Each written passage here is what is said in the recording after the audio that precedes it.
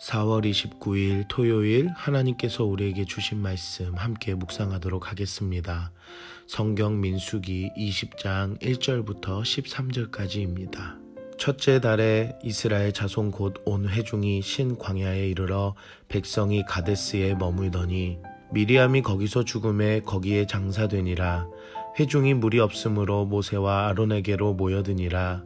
백성이 모세와 다투어 말하여 이르되 우리 형제들이 여호와 앞에서 죽을 때에 우리도 죽었더라면 좋을 뻔하였도다. 너희가 어찌하여 여호와의 회중을 이 광야로 인도하여 우리와 우리 짐승이 다 여기서 죽게 하느냐.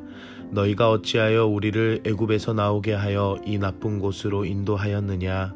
이곳에는 파종할 곳이 없고 무화과도 없고 포도도 없고 석류도 없고 마실 물도 없도다.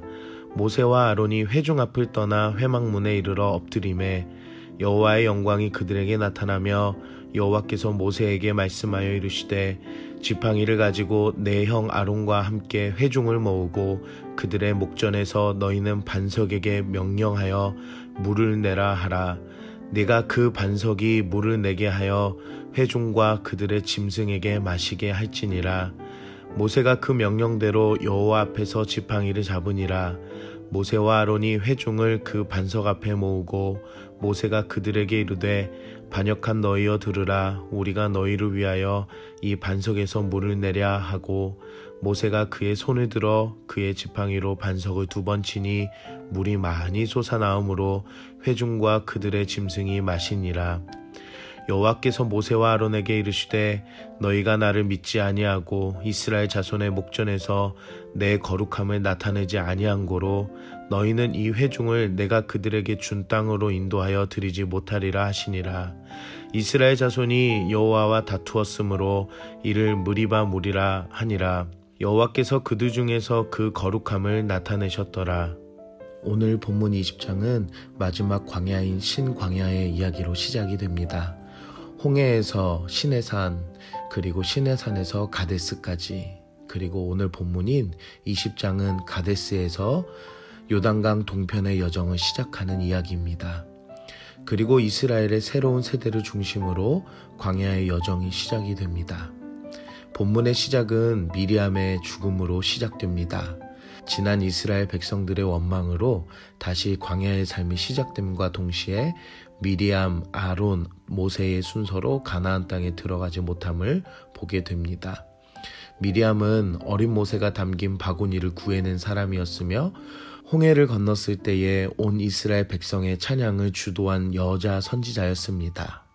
하지만 미리암의 죽음은 아론과 모세의 죽음을 예고하는 장면으로 나타납니다. 한 세대는 가고 새로운 세대가 시작되는 것에 미리암의 죽음이 다음에 나오는 장면과 연결되어 있음을 볼 수 있습니다. 이스라엘 자손들은 물이 없다고 모세와 아론에게 불평합니다. 이스라엘의 불평에서 특징을 볼 수 있습니다.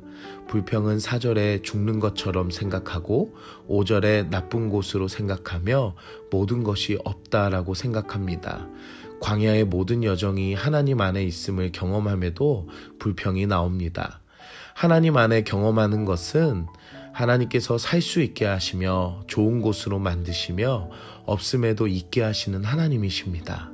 사람이 생각하는 죽고 나쁘고 없다라는 불평보단 하나님의 자녀의 고백이 나오는 여러분들 되시길 기도합니다. 이스라엘 자손들의 불평을 들었던 모세와 아론은 회막문에서 하나님께 엎드립니다. 그리고 하나님의 영광이 나타납니다.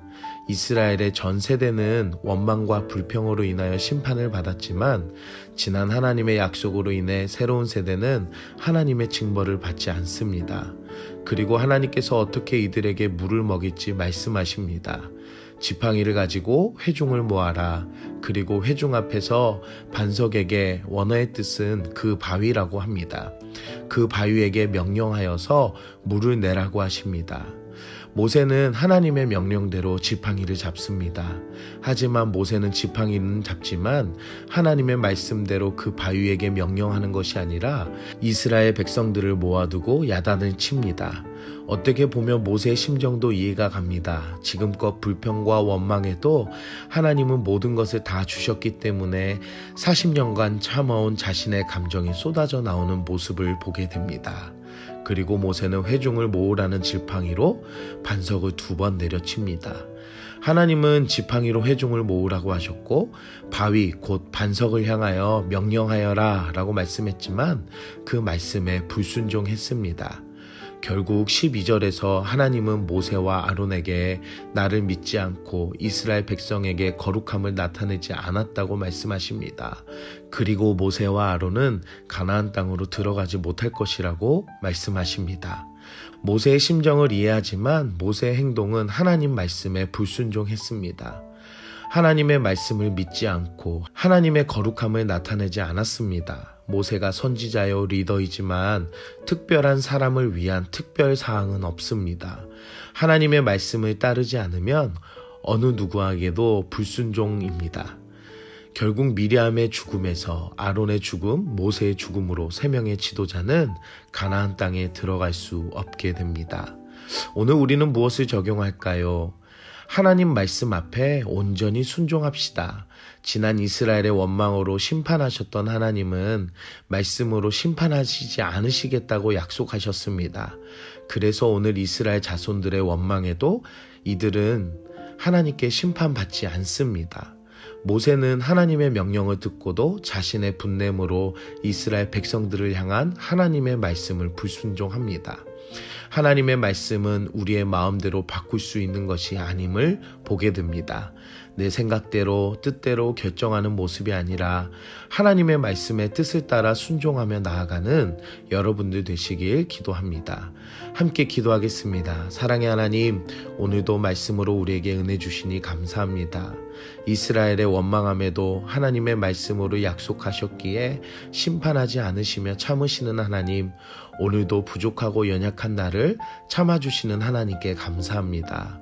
하나님의 명령을 지키지 못한 모세의 모습을 보며 나의 생각과 뜻으로 결정하는 연약함이 있는지 생각해 봅니다. 하나님의 말씀 앞에 순종하며 불평보다는 믿음의 눈으로 살아 역사하시는 하나님만을 보는 삶이 되게 하여 주시옵소서. 예수님의 이름으로 기도합니다. 아멘.